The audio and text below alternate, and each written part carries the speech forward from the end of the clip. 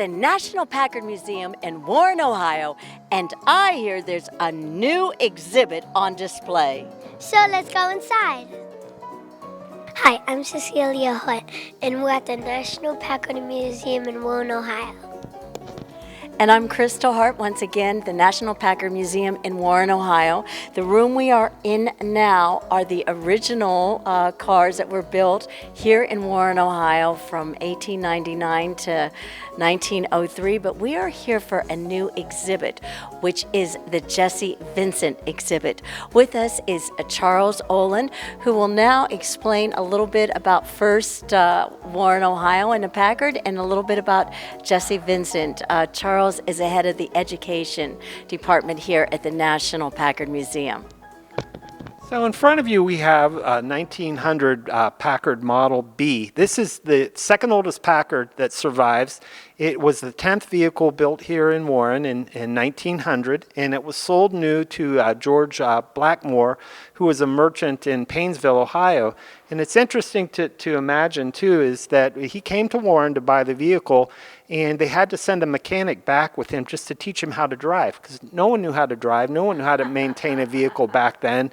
So, yeah, this car was, again, owned by George Blackmore, and in the 1970s, George's son was an elderly man at the time, and he sold the remains of this vehicle to Terry Martin, who was the founder of the museum, and it took Terry several decades to restore this vehicle, and it's now on loan to the museum thanks to Howard Shavitz from New Jersey. You know, I just want to say this area, Warren, Ohio, has a very rich history with the Packard family. But you were saying before, now we also have Packard Electric. You said Packard Electric actually was before the Packard Company? Yes, Packard Electric. Yeah, Packard Electric Company was established in 1890, 9 years before the first Packard car was built, and their first product were incandescent lamps, which we call light bulbs today. In 1899, the very first Packard car was built in a corner of the light bulb factory. It was made by the Packard and Weiss Partnership, which became the automobile department of the New York and Ohio Company. Then it became the Ohio Automobile Company. And then in 1902, the name of the company was changed to the Packard Motor Car Company. And now as we head towards the next room, now the next room is when the Packard Motor Company moved to Detroit, and Jesse Vincent now played a big role, a great role, maybe one of the finest engineers ever. Could you tell us a little bit about now this Jesse Vincent exhibit? Our exhibit is in honor of Jesse Vincent. Again, he probably was the finest automotive engineer of all time. He was responsible for the first V12 engine, the Packard Twin 6. He was also, not only was an automotive engineer, he also developed both the Liberty and the Packard Merlin engines in World War I and World War II. He also developed marine engines. He was known for racing. He was a daredevil. He not only raced cars, he raced boats and airplanes, and he was quite the character. Jesse Vincent is one of the most important figures in Packard Motor Company history. He was the head of engineering from around 1915 until he retired in 1952, and he's responsible for most of the innovations that Packard was famous for during that era. Yeah, that was my question. What made him such a dynamic personality in the engineering field? Well, I think he was a genius. He was a mechanical genius, and he could look at something and figure out the way to make it better, make it simpler. You know, he was just a very gifted person in engineering and an inventor. And tell me, what years was he with the Packard Motor Company, or actually was it after Packard was here in Warren, Ohio, from 1899 to 1903? Yes, Packard Motor Car Company moved to Detroit in the fall of 1903. Jesse Vincent was hired by Packard in 1912, and in 1915 he became the vice president of engineering, and he served in that capacity until 1952. And he actually was on the board of directors of Packard Motor Car Company until 1954. So he was there most of their history. Now, behind me, we have this. It is a 1929 Vincent Speedster recreation. It is a vehicle that, recreation of a vehicle that Jesse Vincent had specially made for him for testing out a new Speedster engine at the Packard Proving Grounds in the late 1920s. Yeah, this vehicle is again, it's a recreation done by Jerry Miskovich of Los Angeles, who is actually a Warren native, and the vehicle is now owned by Gordon Logan of Georgetown, Texas. And it took Jerry about 20 years to complete this project. And again, it's a recreation of a special vehicle that Jesse Vincent had made in the Packard shops and used for testing purposes at the Proving Grounds in suburban Detroit. And the car was actually really well known in Packard Motor Car Company, and a lot of some pretty important people were actually able to drive this car, including Charles Lindbergh. Now, tell me what made it so special. Well, it's a one-of-a-kind race car. You know, it's just a low-slung, sleek car. You know, aerodynamic with a high-powered engine, special suspension. Again, everything about it is custom. The body, the interior. It's just a one-of-a-kind beauty. Now, was he involved with racing? And I know there's a saying, win on Sunday, sell on Monday. Have you ever heard that saying? Yes. Jesse himself was not a racer, but he was a daredevil. He was not only did he race this vehicle, he also raced motorboats. He was a champion motorboat racer, and he also flew airplanes. So he was a bit of a daredevil. Now, could you talk about Jesse Vincent's education? And that's a really interesting story because he had very little formal education. He graduated from high school in Illinois, and he moved to St. Louis at age 17, and he took some courses at the YMCA and correspondence courses through. So he had no college education, no formal education at all, but again, the man was just a mechanical genius. And how did he get involved with the military? Actually, when he worked at Packard Motor Car Company in 1916, then the winds of war were already spreading across the country, and Packard had made a decision that they would develop an aircraft engine for the military. And Jesse Vincent was put in charge of that project, and he developed what was known as the Liberty engine, used in World War I by the American forces. It was manufactured by not only by Packard Motor Car Company, but several other motor companies in Detroit and other areas. But Jesse Vincent was basically, he was the main driving force behind that project.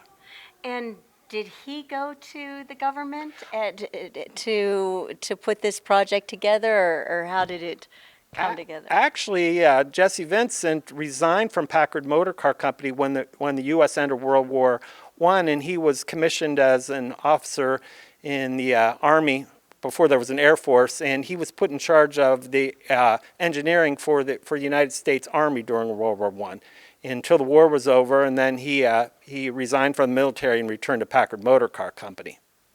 Okay. Now we have over here an engine, or tell me. That's an aircraft engine. It's the 1944 Packard Merlin aircraft engine, and that's a really interesting story. Again, when World War II was approaching, the British government came to the United States and asked for help producing the Rolls-Royce Merlin aircraft engine, and Ford turned them down. Henry Ford, they first went to Henry Ford, and he declined to take on the project. So they went to Packard, knowing that their expertise with Jesse Vincent and his reputation for engineering, and they decided that they would accept that project. And Jesse Vincent started out by tearing apart the Rolls-Royce engine and just completely redrawing it, and he figured out a way to improve it and to mass produce it. And again, the Rolls-Royce engine made in England was basically hand assembled, but Jesse Vincent, he engineered a way that it could be mass produced, and each time that his changes made the engine more powerful. So it was a quite successful project, and they ended up being used by the United States and the British military. The P-15 Mustang is probably the most famous airplane that used the Rolls-Royce engine, or the Packard version of the Merlin Rolls-Royce engine, that is. And we also have on the exhibit three very detailed models of various Packard engines that Jesse Vincent had engineered at Packard. What made him go to Packard? That's a good question too. That actually he went to work for Burroughs Company in Detroit, and the president of Burroughs at the time was a gentleman by the name of Alvin McCauley, and Alvin McCauley then ended up being hired by Packard Motor Car Company. So Alvin McCauley recruited Jesse Vincent to come work for Packard. Also, part of our permanent collection is a PT boat engine, which is on loan from Detroit Historical Society and on permanent loan here. And this is another piece of the Jesse Vincent exhibit. It is back in the engine room because, as you can see, this thing is actually too big and too bulky to be able to move with the rest of the exhibit. But again, this is a really another important artifact in our collection, that the PT boat engines were another one that Jesse Vincent developed during World War II. And these powered the PT boats, and most famously, John F. Kennedy was a captain of PT 109. And again, there were three of these engines in that little plywood boat. So these boats could fly with these PT boat engines. And again, Jesse Vincent was responsible for the engineering and development of these important pieces of our military history. Right behind me is a twin-six engine. Now, explain a little bit more. In 1915, Jesse Vincent developed the first 12-cylinder engine, the famous Packard twin-six engine. And it really cemented Packard's reputation as the leading luxury automobile company in the world. And Packard used the twin-six engine from 1915 until 1939, when it was discontinued. This particular engine is a 1920 version of the twin-six, and it was restored and donated to the museum by Jim Brody's from Tucson, Arizona.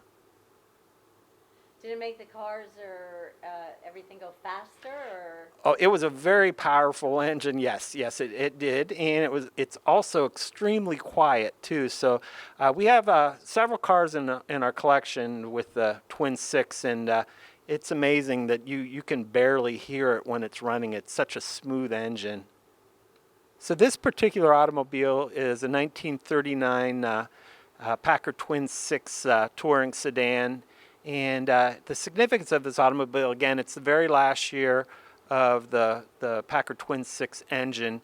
And at that time, Packard was really, as we were going out of the end of the Depression, before World War II, that they really had planned to expand into the middle market, and de-emphasize their top-of-the-line luxury cars. So a lot of automobile historians think that was an error, and you can look at how beautiful this car is, and it's a shame this is like the very end of an era right here.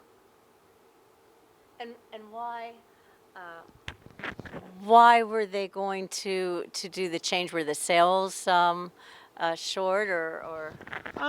It was just a strategic move on behalf of the new leadership of the company. They thought that they could make more of a profit by becoming more of producing a larger number of lower priced cars, as opposed to selling fewer of the most expensive top of the line vehicles at that time. So in front of you is a 1937 Packard 12 2-4-passenger rumble seat roadster, and this vehicle was produced again in 1937, which was a peak year for Packard production.